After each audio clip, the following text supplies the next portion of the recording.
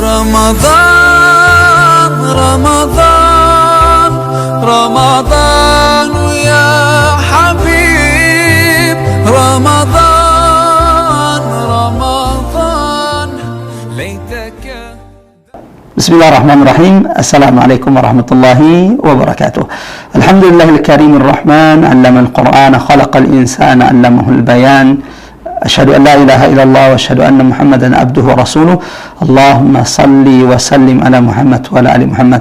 اللهم ارفعنا بالقرآن، اللهم انفعنا بالقرآن، اللهم علمنا القرآن. قل إن صلاتي ونسكي ومحياي ومماتي لله رب العالمين. Ikhwah fillah, dimanapun berada, di malam ke-19 bulan Ramadan penuh keberkahan ini, kita kembali akan menyelami samudra ilmu, mutiara, hikmah, hidayah dari keagungan kemuliaan ayat-ayat Allah dalam surah Al-Isra, surah Bani Israel, surah yang juga dinamai di antara surah Al-Musabbihat, yaitu 7 surah di dalam Al-Quran yang diawali dengan tasbih senantiasa dibaca oleh Nabi, sebagaimana riwayat Ibunda Aisyah ummi wa ummukum radhiyallahu anha bahwa Nabi senantiasa membacanya setiap sebelum tidurnya Rasulullah sallallahu alaihi wasallam.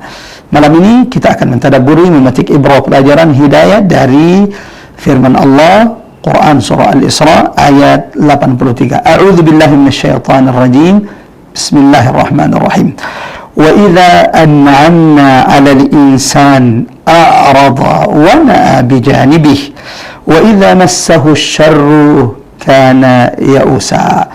Dan apabila kami berikan nikmat kepada manusia, maka mereka berpaling lalu menjauh dengan kesombongan. Wa idza massahu syarru, dan apabila mereka ditimpa kesulitan, kesusahan, maka mereka kemudian berputus asa. Allahu Akbar. Ikhwah fillah dimanapun berada, dari ayat ini ada beberapa ibrah, hidayah, pelajaran, mutiara tadabbur yang bisa kita petik. Pelajaran pertama, Allah Subhanahu wa taala menjelaskan di ayat ini bahwa di antara tabiat, sifat buruk manusia adalah ketika mereka mendapatkan nikmat, ketika Allah limpahkan, karuniakan nikmat kepada mereka, tiba-tiba mereka lupa, berpaling, menjauh dengan penuh kesombongan dari Allah.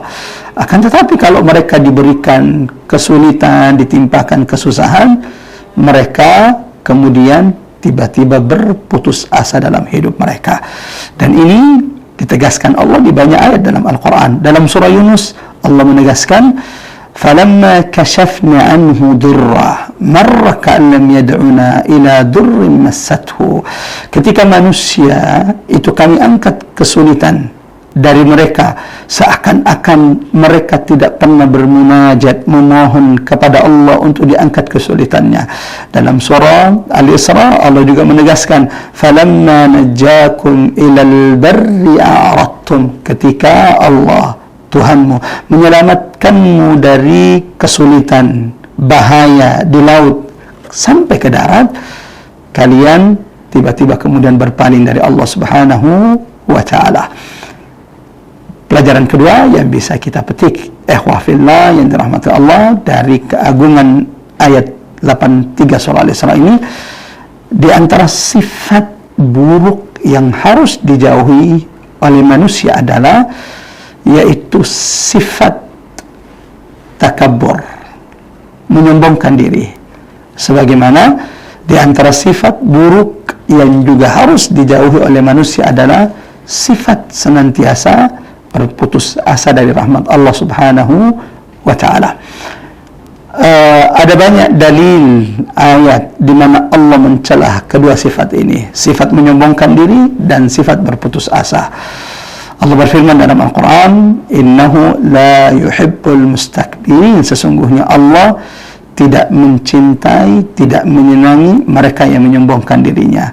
Rasulullah di hadapan sahabatnya pernah bertanya, "Ala ukhbirukum, tidakkah kalian ingin aku sampaikan, aku beritakan siapa penduduk neraka itu?" Qalu bala ya Rasulullah. Mereka menjawab, tentu kami ingin ya Rasulullah. Maka kemudian Rasulullah mengatakan, kullu utullin jawadhin mustakbir, yang akan memenuhi neraka Allah kelak, yang akan diazab dengan azab yang pedih di neraka adalah setiap orang-orang yang keras lagi kasar. Lalu kemudian jawadhin mustakbir, keras dan menyombongkan diri mereka di hadapan manusia. Waliyadzubillah. Bahkan dosa yang pertama kali dimaksiatkan kepada Allah adalah kesombongan. Allahu Akbar.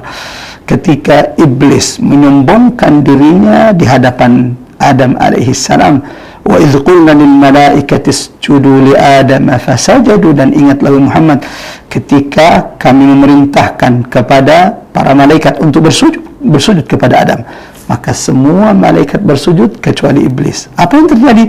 Aba wastakbar, ia berpaling, ia enggan melakukan, wastakbar, dan menyombongkan dirinya di hadapan Allah Subhanahu wa ta'ala. Kemudian ikhwafillah, sahabat spiritual Al-Aqsa dimanapun berada, sifat buruk lainnya yang harus dijauhi, dihindari, dan semoga Ramadan kali ini menjadi madrasah bagi kita semuanya, agar Allah mendidik kita semua, agar Allah membimbing kita semua, agar Allah karuniai kita semua untuk dijauhkan dari sifat buruk dan tercela ini, menyombongkan diri. Yang kedua, berputus asa dari rahmat Allah. Allah mengingatkan kita dalam Al-Quran, فَإِنَّهُ لَا يَيْأَسُ مِنْ رَوْحِ اللَّهِ, tidak ada orang-orang yang berputus asa, tidaklah orang yang senantiasa berputus asa dari rahmat kasih sayang Allah, kecuali mereka orang-orang yang kufur, ingkar kepada Allah Subhanahu wa ta'ala. Pelajaran ketiga dari ayat ini, agar terhindar dari sifat tercela, menyombongkan diri, kemudian berputus asa dari rahmat Allah, maka setiap di antara kita hendaklah senantiasa mengingat-ingat nikmat Tuhannya, lalu kemudian mensyukuri nikmat tersebut. Allahu Akbar. Selanjutnya, ikhwafillah, senantiasa melaksanakan perintah Allah dan ridha atas setiap takdir, ketetapan Allah Subhanahu wa ta'ala kepada setiap makhluknya, kepada setiap hambanya. Mudah-mudahan Allah jadikan Ramadan kali ini madrasah bagi kita semua, agar Allah hiaskan diri kita dengan akhlak yang mulia, sifat-sifat yang terbaik, dan Allah jauhkan kita dari sifat-sifat yang tercelah, diantaranya menyombongkan diri dan berputus asa dari rahmat Allah Subhanahu wa ta'ala. Wassalamualaikum warahmatullahi wabarakatuh.